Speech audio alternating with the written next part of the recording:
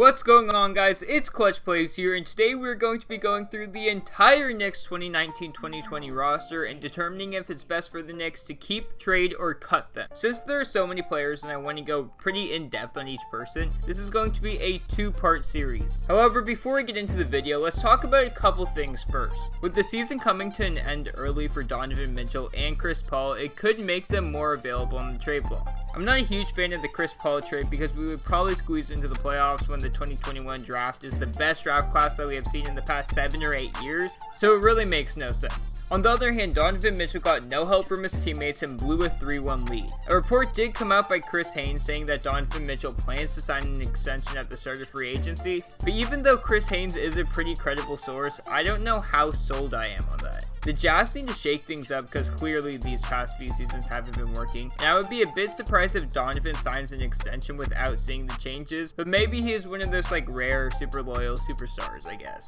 I don't really want to start anything, but let's just say the day he was eliminated from the bubble, he did not go back to Utah and actually went to New York City, so hopefully he accepts the qualifying offer and comes home in free agency. Speaking of free agency and the Knicks free agent targets, Fred VanVleet has been rumored to go to the Knicks, and the Knicks are going to be one of the heavy suitors. And even though he has been playing pretty well recently, the Knicks are going to have to fork up a lot of money to sign him. It's looking about 4 years, $25 to $30 million per year, which is a bit much for where the Knicks currently are with their roster construction.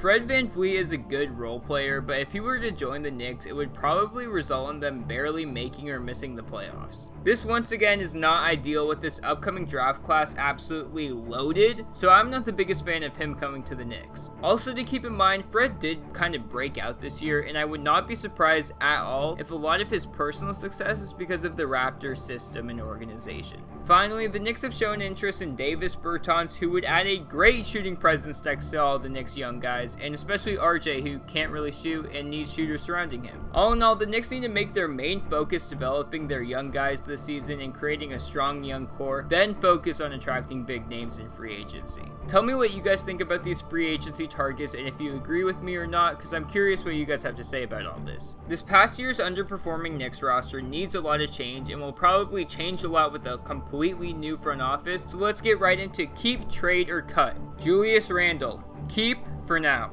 The expectations for Julius were relatively high coming off of a very efficient season with the Pelicans, but he kinda flopped. This past season, Julius Randle averaged 19.5 points, 10 rebounds, and 3 assists on 46% from the field and 27% from 3-point range. His points went down by 2 per game, but more importantly, his 3-point percentage decreased by 7%, and his shooting percentage decreased by over 8%. Coming into the season, Julius was seen as a power forward who could space the floor a bit and crash the boards with force, but instead we got another point guard with a disastrous spin move. The reason Julius was given a keep instead of a trade or cut is because I don't think that there is a single team in the entire NBA that will trade for Julius without demanding draft picks along with him, and honestly, that's the last thing the Knicks should do.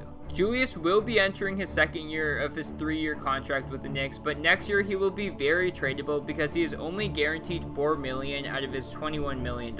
With the new regime and one of Julius's favorite coaches at Kentucky and Kenny Payne, hopefully he can bounce back this season. Dennis Smith Jr. Trade. This is a tricky one because DSJ doesn't have that much trade value, but at the same time, he probably has no place on the Knicks with Frank already being there, and the Knicks looking to draft a point guard on top of that. A little over a year ago, DSJ was working so hard on a shot with Keith Smart during the summer, and after a half season with the Knicks, looked to be a potential breakout player. However, he just could not buy a shot and looked like a completely different player. Having a point guard who cannot shoot at all next to RJ is not ideal, and we would be much better off getting rid of him. I don't know if his back injury was more serious than it was said to be, or if the Knicks player development staff was just that bad last year. With all that said, it really makes no sense to keep him on our bench for this upcoming season when we can probably get a late first/early second for him. The Timberwolves are one team that has shown interest in the past, and don't be surprised if they are willing to cough up 1 or maybe even 2 second-round picks for him. Kevin Knox. Keep.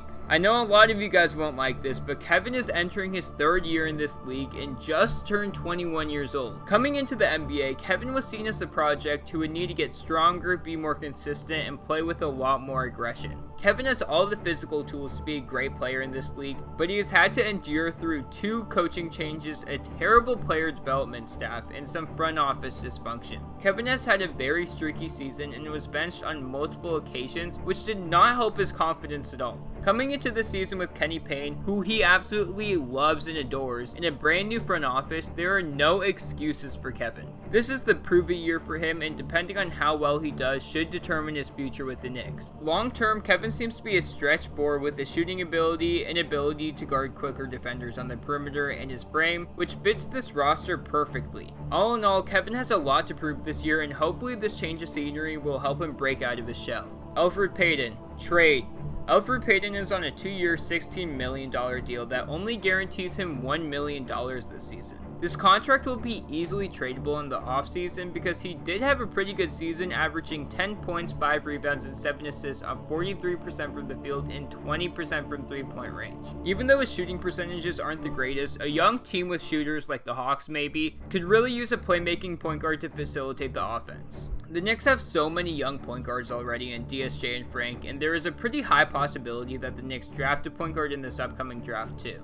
Alfred was pretty good this season, but he is a very ball-dominant player who is an awful 3-point shooter. Once again, developing our young guys is our highest priority this season, so pairing RJ with a non-shooter, ball-dominant point guard is not ideal. Like, there's a reason he was saying he wanted to play with Frank more. The price for Alfred is not too clear, but if I were to guess, I would say we could get 1, maybe 2 second-round picks for him, depending on where the pick is. Taj Gibson, cut and keep. Taj Gibson was a solid player last year for the Knicks, but more importantly, he was a great mentor for the young big men. Now Taj is on a 2-year, $18 million contract, but this next season Taj is only guaranteed $1 million. He didn't have an incredible season last year, but there is no doubt in my mind that there is mutual interest between him and the front office for him to stay a Knick because of his connection with Tom Thibodeau. $9 million a year is a lot for Taj, and ideally the Knicks can cut him, then sign him to a 1-year contract worth $3 to $4 million, ultimately saving $4 to $5 million in cap space. The one big thing I like about Taj as a mentor is that he has been through the same exact struggles of being over-aggressive defensively that Mitch is going through right now, so having a mentor who has been through those same struggles is huge. RJ Barrett, keep. Some people have been willing to give up RJ in a deal to move up in the draft, but RJ is untouchable. He didn't have the most efficient rookie year, and people thought he would be much better in the NBA because of the increased floor spacing. This so-called increased floor spacing was taken up because Alfred shot threes at 20%, Julius Randle shot threes at 27%, and Taj and Mitch could not shoot either. Without any shooters on the floor and multiple ball-dominant players surrounding him, RJ was kind of set up to fail. The Knicks' number 1 lineup this season actually had RJ next to a great shooter in Marcus Morris and Frank, who can shoot and is also not a ball-dominant player. RJ has shown that he can get to the rim with ease, he can finish around the rim very well, and that he can actually play defense. His jump shot needs a lot of work, but he was able to shoot 32% from 3-point range last year, which is actually pretty impressive because his jump shot is terrible. The talent, body, athleticism, and work ethic is all there for RJ, and if he can develop a good, consistent jump shot, he will be a star in this league. Wayne Ellington, cut. This should come as no surprise because Wayne Ellington is the worst signing we had this offseason, and he was absolutely terrible. This season, Wayne's role was to be a 3-point specialist type player, yet he only shot 35% behind the arc. On the floor, he wasn't doing anything special and was pretty much a waste of $8 million. This signing was kind of cheap by the Knicks because I don't think they wanted to go all out on a shooter, and instead wanted to get 2 shooters and kind of be cheap with it, so I don't like this signing at all and hope he gets cut. Wayne Ellington, like the rest of the recently signed Knicks, has $1 million guaranteed this year, so the Knicks need to cut him. Tell me what you guys thought about these first 7 players, and if you agree with them receiving a keep, trade, or cut. If you guys enjoyed this and want to see a part 2 with Mitch, Frank, and the rest of the Knicks, make sure you leave a like and comment down below, and I will be sure to get it out as soon as possible. Thank you so much for watching, and now I'm out, and peace!